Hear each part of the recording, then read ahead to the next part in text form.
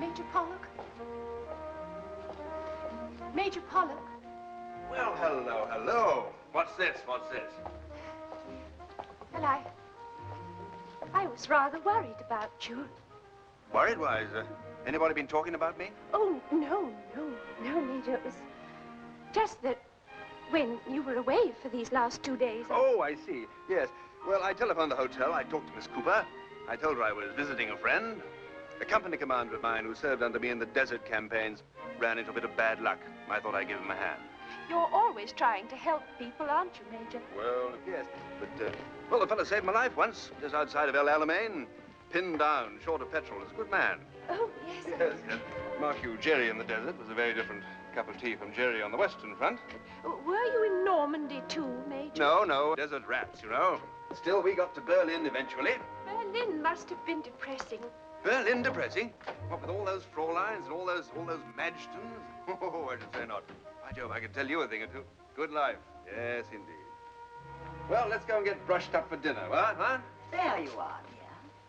Having a stroll with the Major? Yes, Mummy. Evening, Mrs. Relton Bell. Good evening, Major. Had your watch stopped, darling? Oh, no, Mummy, it's gone. Oh, well, the Major was telling me all about the desert campaign. Yes, I'm sorry to have kept your pride and joy out in the cold, Mrs. R.B.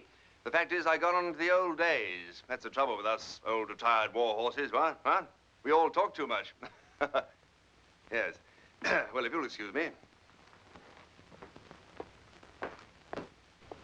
Sybil, my dearest, do you mind if your tactless old mother whispers something in your ear? No, Mummy. My dear, such a wonderful concert this Oh, afternoon. yes, Gladys, yes. I'll join you in the game room. Oh, all right, dear. It's just that, do you think it wise to make your feelings for the Major quite so public?